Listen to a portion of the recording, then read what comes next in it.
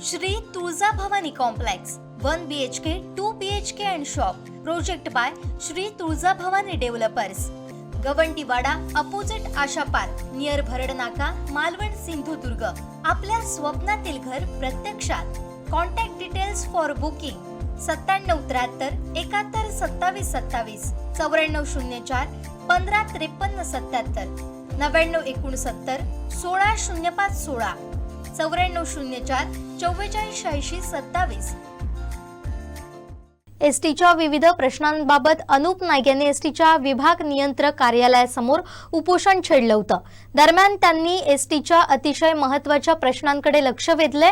एसटीच्या ज्या 6 शयनयान बस गाड्या आपल्या सिंधुदुर्ग विभागात दाखल झाल्या होत्या त्या गाड्या जिल्हावासियांच्या दृष्टीने फार महत्त्वाच्या होत्या।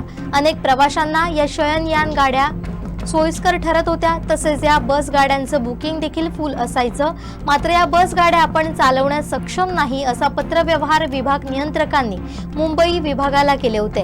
हे सांगत अनुप नाईक यांनी एसटीच्या अधिकाऱ्यांच्या कामाचा पाडाच वाचलाय। नमस्कार, माझं नाव अनुप दयानंद नाईक।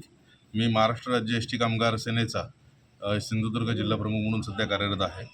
मुळात एसटी महामंडळाच्या अधिकाऱ्यांकडनं मनमानी पद्धतीने जो कार्यभार केला जातोय याच्या विरोधात आम्ही वेळोवेळी आवाज उठवलेला आणि त्याची पत्र आमची दिलेली आहेत। परंतु प्रॉब्लेम असा होतो की त्या पत्रांना कुठलीही किंमत दिली जात नाही। हे आता संघटना म्हणून आमच्या पत्राला सोडून द्या, परंतु एसटीत असा आता अनुभव आम्हाला यायला लागला की एसटीच्या मुंबई कार्यालयातनं आलेल्या पत्रालाही केराची टोपली एसटीच्या इथल्या अधिकाऱ्यांकडे दाखवली जाते, अशी परिस्थिती निर्माण झालेली आहे। आता हे तुम्ही पत्र आमच्या जे ॲक्च्युअल मागण्या होत्या त्या मागून बघितलं तर आमच्या ह्याच्यात अशी मागणी होती की ज्या कर्मचाऱ्यांची सिंधुदुर्ग विभागातनं इतर ठिकाणी बदली झालेली आहे त्यांना तात्काळ कार्यमुक्त करा। आता हे आम्ही पत्र दिलं होतं की 1/1/2025ला।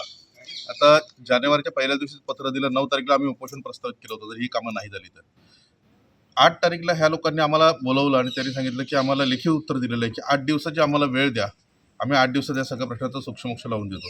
परंतु तुम्ही बघू शकता की 4 डिसेंबर 2025ला इथे हे जे आहेत महाव्यवस्थापक यांनी मुंबई विभागातनं एक पत्र यांना पाठवलेलं आहे विभाग नियंत्रकांना की ज्यांची आंतरविभागीय बदली झालेली आहे त्यांना तातडीनं इथनं कार्यमुक्त करा आणि तसा अहवाल आपल्या कार्यालयात सादर करा।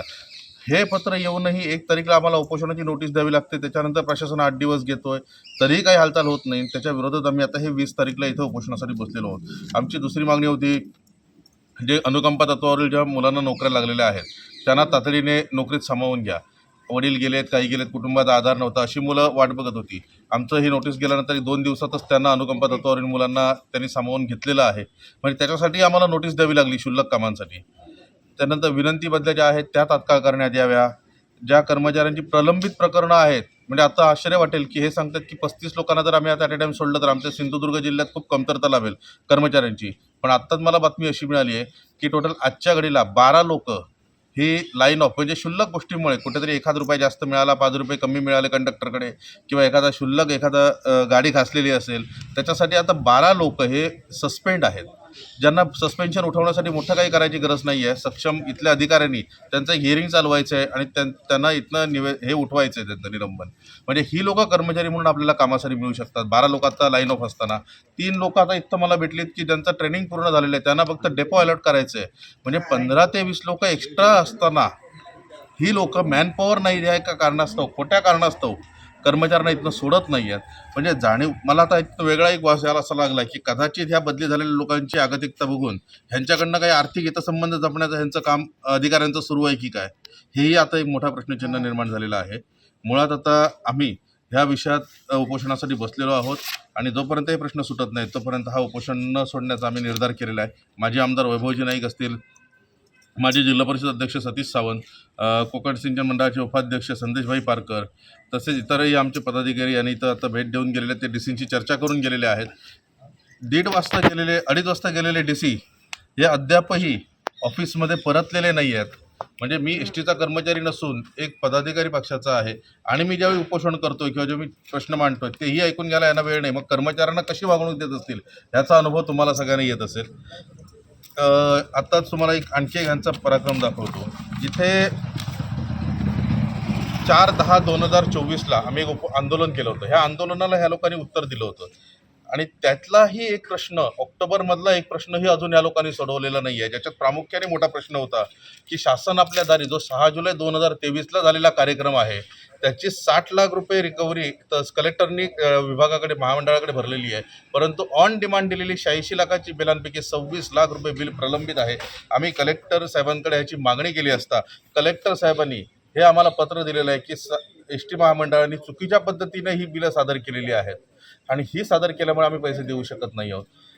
एवढा मोठा गैरकारभार असतानाही ह्याच्यावर कुठलीही कारवाई न करता निव्वळ कर्मचाऱ्यांना भरडायचं आणि त्यांना नियमावली लावायची, हे जो मनमानी कारभार आहे, ह्या मनमानी कारभाराच्या विरोधात आम्ही इथं आज उपोषणाला बसलेलो आहोत. नाही, मुळात एक गोष्ट आपण लक्षात घेतली पाहिजे, ज्या स्लीपर 6 गाड्या आपल्या जिल्ह्यात आल्या होत्या ह्या आपल्या जिल्हावासियांच्या दृष्टीने खरंच आवश्यक असणाऱ्या 6 गाड्या होत्या, कारण कोकणातला प्रत्येक माणूस मुंबईशी कनेक्टेड आहे आणि सुंदर सुविधा निर्माण झालेली होती. हा प्रश्न आम्ही 4 ऑक्टोबर 2024च्या आंदोलनात उपस्थित केला होता आणि त्यावेळी आमच्या निदर्शनास अशी गोष्ट आली होती की इथल्या डीसींनी आम्ही चालवायला सक्षम नाही ह्या एका कारणास्तव ह्या गाड्या परत दुसऱ्या विभागाला वर्ग कराव्यात अशा पद्धतीनं पत्रव्यवहार मुंबई विभागाशी केला होता. आता लक्षात येईल की इथनं ह्या लोकांची मागणी काय होती आमच्या ड्रायव्हर कंडक्टर्सची, की आम्हाला ड्रायव्हर आणि कंडक्टर जसं नेहमी जातात तसं आम्ही घेऊन जायला तयार आहोत, परंतु इथल्या डीसीनी मनमानी कारभार करत त्याही वेळी अशी भूमिका ठेवली की एकट्या चालकाने, एकट्या ड्रायव्हरनी इथनं गाडी घ्यायची आणि निघायचं, त्यांनीच तिकीट काढायचं, त्यांनीच गाडी चालवायची, गाडी मागे पुढे करताना कुठली त्याला मदत नाही आणि एवढं करून जर त्यात काही तोडफोड झाली तर त्याची परत नुकसान भरपाई ही चालकानेच भरायची. विचार करू शकतो एवढ्या लांब गाडी 12-12, 14-14 तास एकटा ड्रायव्हर, ज्याच्यात त्याला तिकीट काढायचं आहे, त्याला गाडी चालवायची आहे, प्रवासी चढ उतार बघायचे आहेत, हा माणूस एकटा कसा हँडल करू शकेल. आणि अशा पद्धतीने मनमानी कारभार करून त्यांनी जाणीवपूर्वक 6च्या 6 गाड्या या दुसऱ्या विभागाला वर्ग करण्यासाठी डीसीनी पत्रव्यवहार केला आणि इथं कारण देण्यात आलं की कर्मचाऱ्यांची मानसिकता नाही आहे. मुळात एवढ्या लांब पल्ल्याच्या गाड्यांसाठी चिपळूण म्हणा किंवा मध्ये क्रू ड्युटी देण्याचा एक प्रकार असतो, म्हणजे आता सावंतवाडीतही जे प्रकरण गाजतंय की थेट पद्धतीने चालकांना पाठवण्याची नवीन प्रथा आलेली, अर्थात कर्मचारी कमतरतेमुळे चालक करायलाही तयार आहेत, त्यांचा तिथेही अडचण नाही, पण त्यांना त्याचा योग्य मोबदला तरी मिळणं आवश्यक आहे, तेही हे प्रशासन देत नाही आहे. म्हणजे फक्त अधिकाऱ्यांची मनमानी आणि ज्यांच्यामुळे उत्पन्न जनरेट होतं आहे, ज्याच्यामुळे अधिकाऱ्यांना पगार मिळतो अशा कर्मचाऱ्यांची नाहक भरड अशी ह्या पद्धतीने चालवलेली आहे. आमचे दिवसभरातले सर्व अपडेट्स, ताज्या घडामोडी आणि थेट लाईव्ह पाहण्यासाठी सबस्क्राईब करा, लाईक करा कोकणचं नंबर 1 महा चॅनल कोकण 7 लाईव्हचं YouTube चॅनल.